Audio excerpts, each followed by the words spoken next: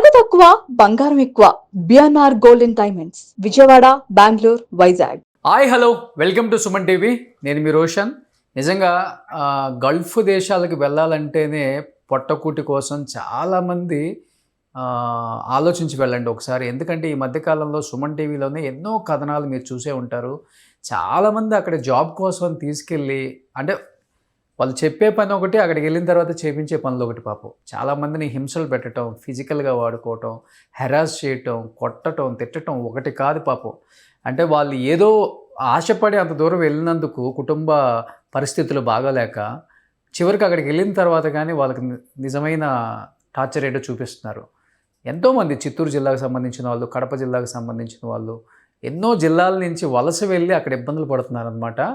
ఈరోజు నేను మార్నింగ్ ఒక కథనం విన్నాను. తిరుపతి జిల్లాలో గోపాలపురం అనే ఒక చిన్న విలేజ్, అసలు వైఫై కూడా లేదు ఆ ఊర్లో. అంటే మొబైల్ నెట్వర్క్ కూడా సరిగా రాదు.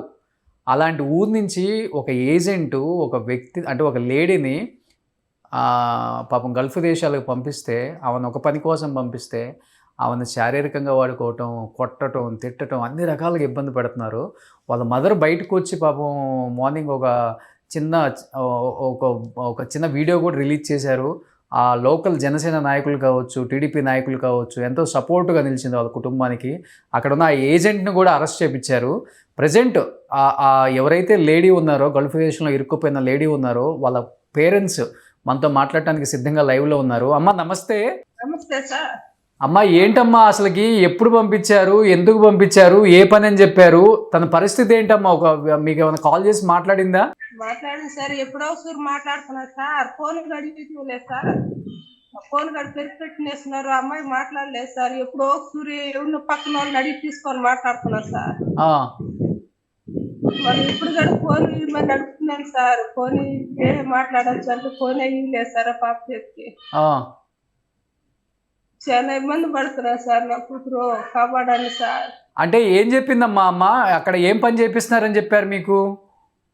ఆ పాప 10 లక్షల దాకా ఖర్చు అయిపోయింది సార్. ఇక్కడ కట్టుకునేదానికి పక్కన ఎవరో చెప్తున్నారు, మరి బయటకు పోయేసి వచ్చి మేము బాగుపడినామని చెప్పినారు అనేసి ఈ అమ్మాయి కూడా మాట్లాడి పిల్లేరు షేడ్ని మాట్లాడించి ఆయన తరఫున పోయింది. ఇల్లు పని అని చెప్పినాడంట. ఆడికి పోయిన తర్వాత ఇల్లు పని కాదు, మేము చెప్పిన పని నువ్వు చెయ్యాలా, మేము ఆడికి పొమ్మంటే ఆడికి పోవాలా అనేసి అమ్మాయిని ఎక్కువ టార్చర్ పెట్టి ఇబ్బంది పెట్టి కొట్టడం, కూడి పెట్టకుండా నీళ్ళు గడి ఇవ్వటం లేదు సార్. ఇప్పుడైతే మంచి నీళ్ళు గడి ఇవ్వటం లేదు అంటే ఇప్పుడు అక్కడ ఏ పనికి అని చెప్పి ఏం పని చేపిస్తున్నారని చెప్పింది మీ అమ్మాయి మీతో? ఇల్లు పని పాస్ పనికి పంపిస్తున్నామని చెప్పినాడు సార్. ఆడికి పోయిన తర్వాత అక్కడ ఒక షెడ్ ఉండుకొని పాస్ పనికి గడ్డు మీ షెడ్ మాకు అమ్మేసినాడు, ఇది పాస్ పనికి కాదు, మేము చెప్పిన కాడికి పోవాలా అనేసి లాడ్జికి అమ్మినాడు అని చెప్పినాడు సార్. లాడ్జిలకు పంపిస్తున్నారంట? పంపిస్తున్నారన్న రూములకి పోవాలి అనేసి ఫస్ట్ రోజు చెప్పి పంపించినారంట. మేము పోను, నేను అలాంటి పని నేను చేయలేదు, నేను వచ్చింది మా షెడ్ పంపించింది ఇళ్ళ పనికి పాస్ పనికి పంపించినాడు అని గట్టిగా మాట్లాడేసరికి లోపల రూమ్ లో వేసి బేక్ వేసేసి ఆడ నుంచి కొట్టేది, తిట్టేది, నేను చెప్పిన పని చేయలేదు అనేసి అన్నం పెట్టుకుంటా, నీళ్ళు పెట్టుకుంటా, కనీసం పాలు రొట్టుగా ఇవ్వకుంటా. మీకు ఎవరైతే ఏజెంట్ చెప్పారో ఆ ఏజెంట్ అంటే అక్కడ సేట్లకు అమ్మేశాడంట మీ అమ్మాయిని? అమ్మేశాడంట సార్. అమ్మేసి డబ్బు తీసుకునేసాడంట. ఎంతకు అమ్మేశారంటమ్మా? అయినా రాత్రి 2.5 లక్షలు తీసుకున్నాను వాళ్ళ నుంచి నన్నాడు. అది మనకి వస్తే 5 లక్షలు అంట. ఆ అమౌంట్ కట్టేస్తారని ఈ రోజు కట్టినాను అనేసి అని చెప్పినారు. అంటే ఇప్పుడు ఏదైతే మీ అమ్మాయిని మాకు అమ్మేశారని చెప్తున్నారో ఆ డబ్బులు వెనక్కి తీసుకొని మీ అమ్మాయిని తీసుకెళ్ళమని చెప్తున్నారా, లేకపోతే పంపమని చెప్తున్నారా? అసలుకి పంపమనే చెప్తున్నారు సార్. మేము డబ్బు అన్న రాత్రి పట్టుకుని వచ్చినారు, మాట్లాడిచ్చినారు. అమౌంట్ అయితే కడతాను అని అన్నాడు. అది కట్టినాడా లేదా తెలియదు. అమౌంట్ కట్టినాక మళ్ళీ రిటర్న్ టెక్స్ట్ పెడతాను అనేసి అన్నారు. అమ్మ పెళ్ళయిందమ్మా మీ అమ్మాయికి? పెళ్ళి ఒక పాప ఒక బాబు సార్. ఇప్పుడు మీ పక్కన కూర్చుంది ఇప్పటి వరకు ఆమె మీ పాప వాళ్ళ పాప అమ్మా? సార్ ఇప్పుడు కోవిడ్ పోయిండా కాడికి పెద్దాను సార్, నాకు 2 కూతురు సార్. ఆ, చిన్న పాప ఇప్పుడు కోవిడ్ పోయిందా సార్.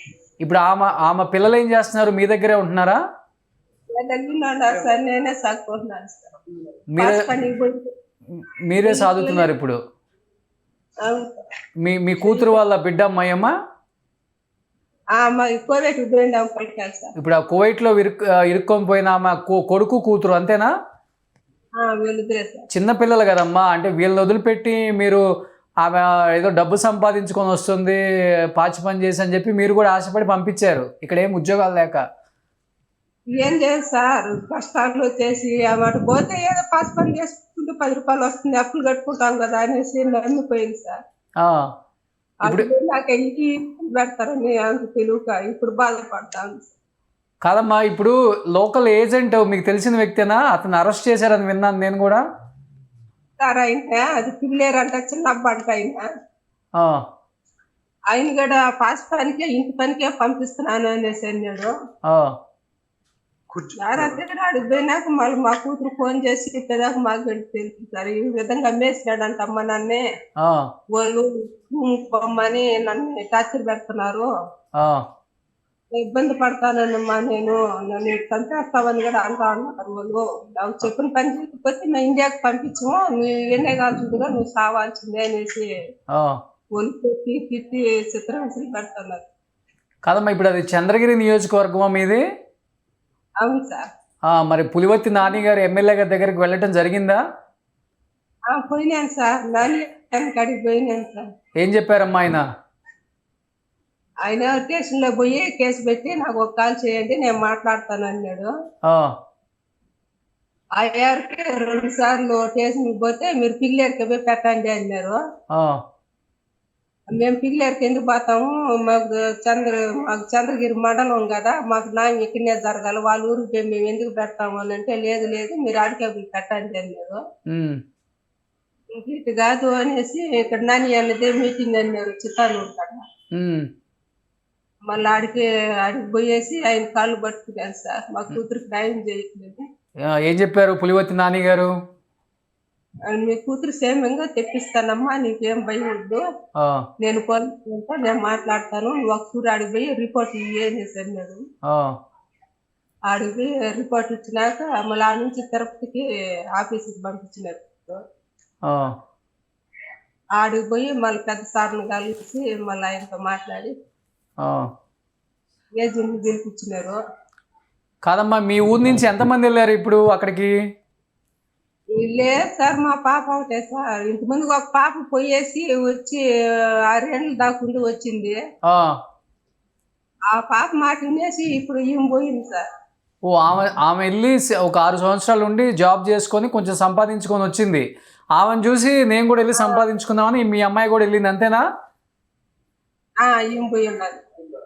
కానీ వెళ్ళిన తర్వాత మాత్రం తెలిసింది అమ్మేశాడు, వ్యభిచారం చేయమంటున్నారని. ఇప్పుడు అది ఏం చదువుకున్నారమ్మా ఏమన్నా? 10 వరకు చదువుకున్నారు సార్ పాప. వెళ్ళడానికి ఎంత తీసుకున్నాడు ఏజెంట్ పంపించడానికి అక్కడికి? ఆడికి మా కాడే తీసుకోరు, ఈమె ఖర్చు పెట్టుకొని ఈమె సొంతంగా డబ్బు పెట్టి ఆడికి పోయిన తర్వాత ఏజెంట్లు డబ్బు తీసుకుంటారు, చేతికిరు అనేసి అన్నారని ఈమె సొంత డబ్బే పెట్టి అప్పు చేసి 1 లక్ష రూపాయలు దాకా అప్పు చేసి టెస్ట్లు అవంతా చేసుకుంది. ఆయన టెస్ట్ మాత్రం పెట్టినాడు సార్. కాదమ్మా, ఇప్పుడు మీ అల్లుడు ఎక్కడ ఉంటున్నారు? మరి మీ అల్లుడు ఎక్కడ ఉన్నారు? లేదు సార్, సంవత్సరం అయితే నువ్వు వెళ్ళిపోయినాడు, వదిలేసి వెళ్ళిపోయాడు అతను. సార్ సంవత్సరం అయితే. పిల్లలు ఏం చదువుకుంటున్నారు ఇప్పుడు? నాన్న ఏం చదువుకుంటున్నావు నాన్న నువ్వు? 8th sir. 8th చదువుతున్నావా?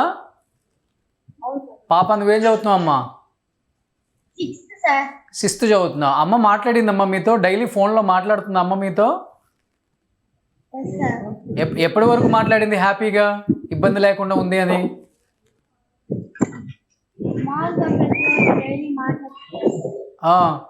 ఎప్పుడో ఒక్కొక్కసారి ఫోన్ చేస్తుంటారు. ఎప్పుడన్నా ఒక్కసారి ఫోన్ చేస్తుంది.